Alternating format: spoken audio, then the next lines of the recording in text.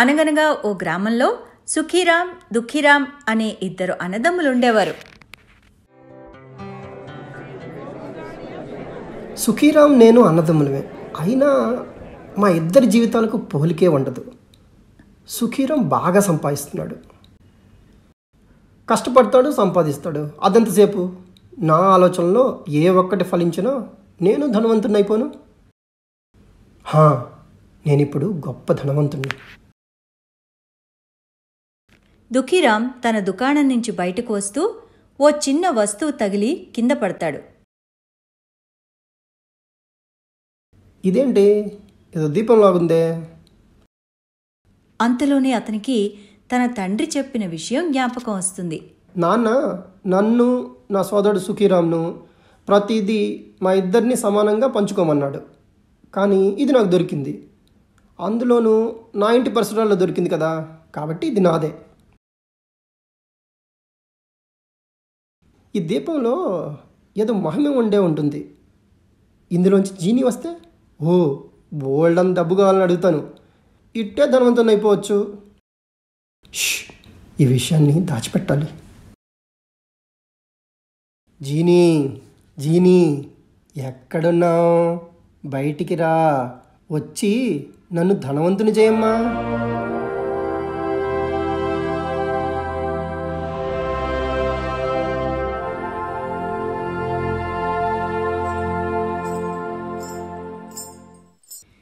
ఇటు చూడు మిత్రమా, నేనిక్కడ ఉన్నాను. నాకు స్వేచ్ఛనిచ్చావు, విముక్తిని కలిగించావు. నీకేం కావాలో కోరుకో. నేను ఒక వరం అడగచ్చా? మరి ఏదైనా అడుగు మిత్రమా, అంత ఆలోచిస్తావేంటి? నా కోరిక ఏంటంటే, నా సోదరుడికి ఏం దొరికినా దానికి రెట్టింపు నాకు కావాలి. మిత్రమా, నీ కోరికలో ఈర్ష్య, అసూయలు కనిపిస్తున్నాయి. అయినా నీకు మాటిచ్చాను కాబట్టి వరం ఇస్తాను. కానీ గుర్తుపెట్టుకో, నువ్వెవరినైనా మోసం చేశావో నీ వరం తలకిందులైపోతుంది, నీకు శాపంగా మారుతుంది. భలే భలే, నేనిప్పుడు సుఖీరాం కంటే ధనవంతుని అయిపోతాను.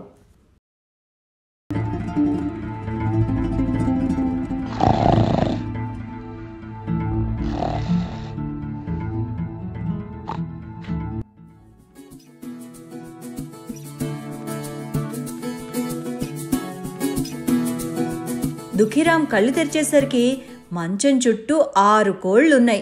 గదంతా కోళ్ల ఫారంలా తయారవడం చూసి దుఃఖీరాం అవాక్కయ్యాడు. నేనెప్పుడు 6 కోళ్ళు కొన్నాను? సుఖీరాంకి 3 ఉన్నాయి, అందుకని నాకు 6 అన్నమాట. చూస్తుంటే నా వరం పనిచేస్తున్నట్టే ఉంది.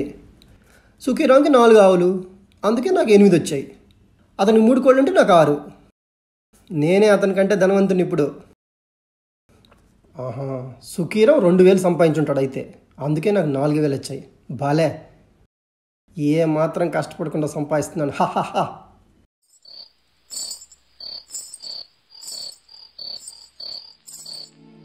ఇదేంటి ఇలా జరుగుతుంది? నాకు సుఖీరాంకి ఇద్దరికి జ్వరం వచ్చింది. అతనికి 2 రోజుల్లో తగ్గిపోయింది. అప్పుడే 4వ రోజు నాకు ఇంకా తగ్గట్లేదేంటి? అర్థం కావట్లేదు అసలు. అయ్యో, నేను దొంగలను ఆవును దొంగిలించారు, పోలీసులకి సమాచారం ఇవ్వాలి. దుఃఖీరాం తన పశువుల దగ్గరకు పరిగెత్తి అక్కడి దృశ్యాన్ని చూసి విస్తుపోయాడు. అయ్యో, నా 2 ఆవులు కనిపించడం లేదే. ఇదంతా సుఖీరాం వల్లే, నేనేదైనా చెయ్యాలి.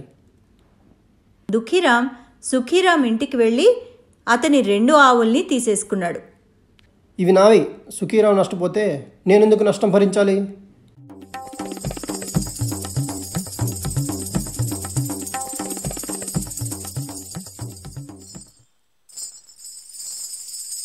దుఃఖీరాం, నువ్వు నీ సొంత సోదరుణ్ణే మోసం చేశావు,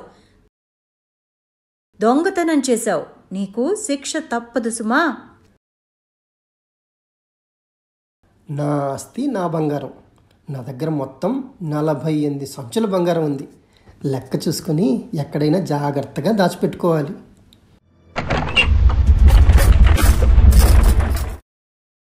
అయ్యో దేవుడా, ఇదేంటి ఇలా జరుగుతుంది?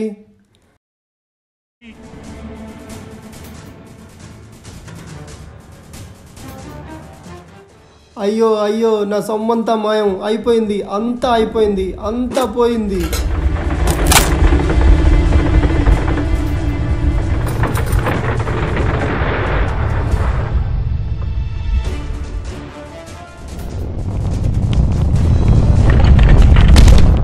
అయ్యో దేవుడా, ఇదేంటి ఇలా జరుగుతుంది?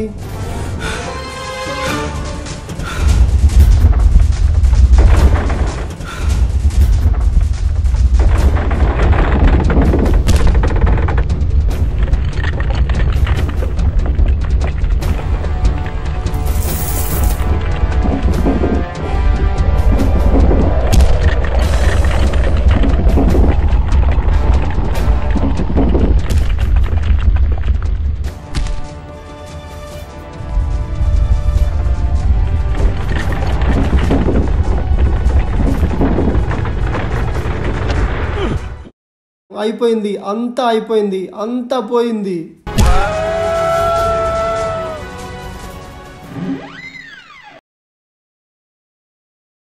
దుఃఖీరామ్ ఎప్పుడూ తన అన్న సుఖీరామ్ సంతోషంగా సుఖంగా ఉండాలని కోరుకోలేదు.